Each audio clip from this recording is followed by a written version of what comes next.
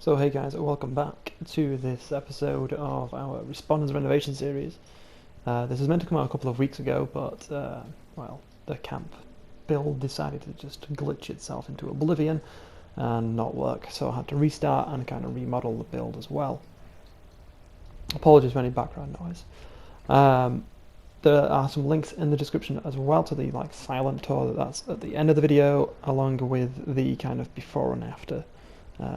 What we see before I built it there, and then what is there as you currently see now. So as we're in the Ash Heap, I thought the Firebreathers, which is where they're located, would be an appropriate attire. And specifically in the Ash Heap, we're actually all the way at the bottom of the map, as you can see, because the Firebreathers isn't that far away. You've got Beckley, so any other survivors would come over there, really. And our first episode was actually over near Silver Homestead, I believe, which is in a pretty low level area, so anyone who's like high, low level, medium, we're not in a nuke zone, so we don't have that to worry about. So the idea for this one is that, they've just relocated. This is like another branch of the Responders, so they've decided we'll set up another group or another kind of little camp area for people who need survival in like the Ash Heap region. And that's kind of what we've tried to emulate with this one. Sadly, I couldn't get the tent down because it's all on a hill, as you can see. Bit of a pain in the ass kind of hill, but it still is a hill nonetheless. So again, we have like doctors and farms and shops and the main building as well. But this is one of the 2 or 3 areas where it's kind of a cooking area. You can sit down, kind of do a bit of nothing, if that's what you want to do. And again, this camp also came with like a secondary house that you can't build with, because the walls are different shapes, different angles, different heights. None of the existing walls would actually intersect with it, so it was quite difficult to do anything with this bit. So I decided to leave it as kind of a junk pile area where you would kind of offload any stuff you don't need, such as like boxes, flipped over chairs, as you can see just past the toilet. And again, the reason for this little barricade here is that, if you're being attacked from the north, you would hide behind it, get cover, and then use the warmth as warm, because it's a fire, And since there's nothing I can do with this house, I decided to throw in a guard post, because I've only got 3 in the settlement, I believe. One's on the top floor, one's looking over the west, and then this one's looking over the main road coming in. Because, of course, people are going to use the roads, because they would seem a lot more safer than running through forests and all that kind of jazz. So in my head, that makes sense. So again, you can kind of see here where the hills kind of come into the build, halfway through the stairs, as you can see there. And I use plants a lot to kind of use filler. There's not a lot of things small that you can kind of use to fill up empty spaces, which is a bit of a shame. This area is actually a little kind of a hot plate, so if you were eating your food, you'd leave it in the pan, or you leave it just on the table, and it would keep it warm. So it's not kind of a cooking area, it's kind of an area where you would keep your food nice and warm, save it for later, or come back afterwards. Also in that little room, little half wall, is the generator as well. I did have to use the wireless, well, not the wireless glitch per se, the conduit glitchy thing. So now we're approaching the little kind of farmyard. Again, the farm is small because, again, there's only for a handful of people. It's like 5 to 8 people at one time.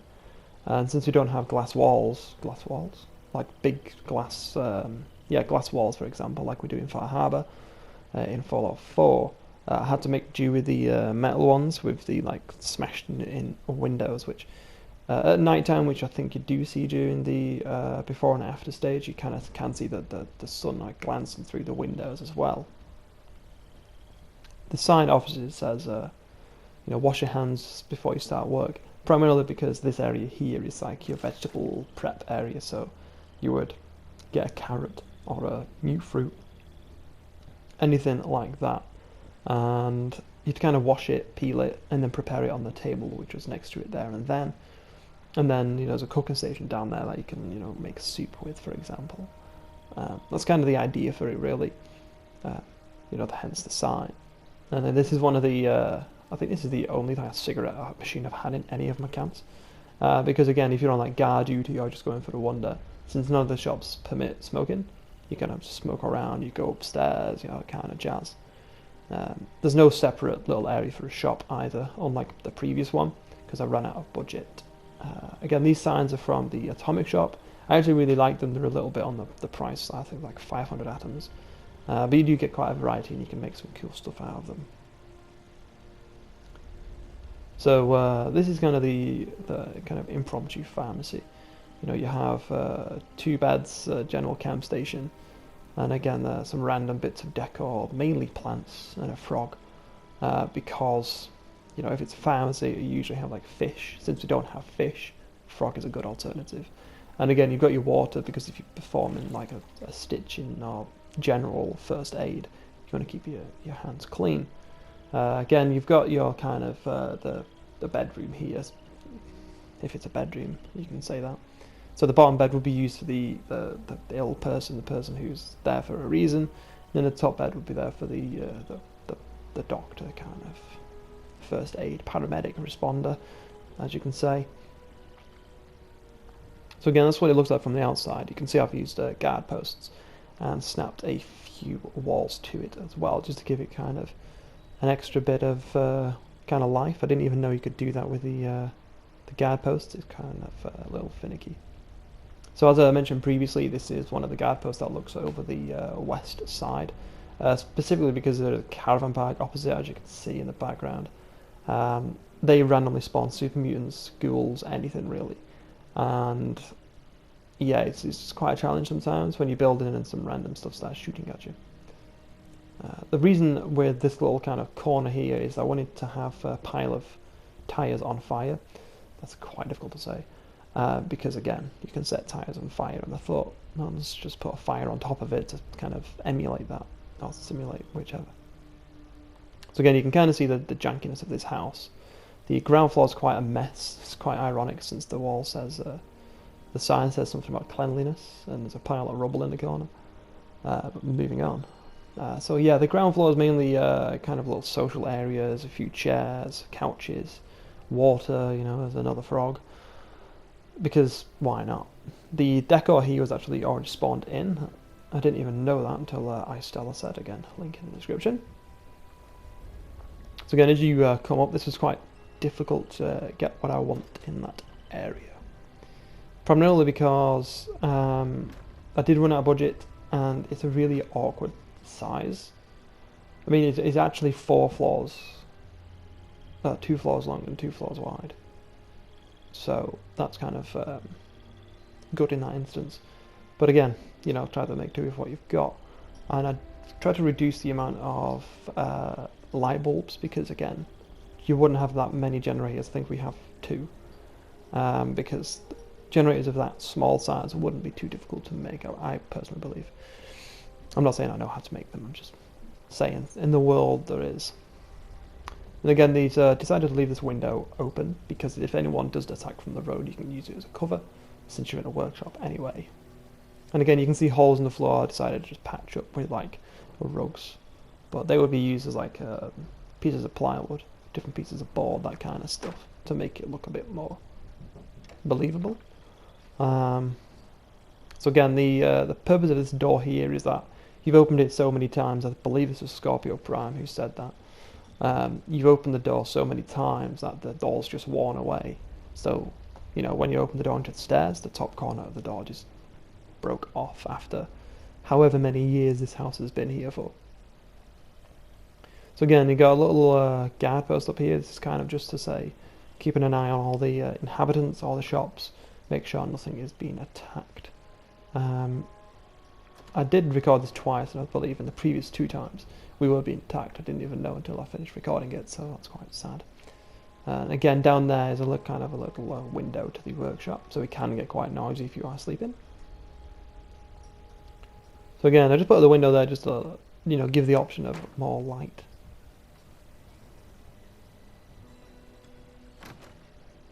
And since again there's a bit more janky on the floor there, pieces of the roof or pieces of the wall are sticking out of the floor, which is a bit difficult to kind of get rid of, since it's not the most safety.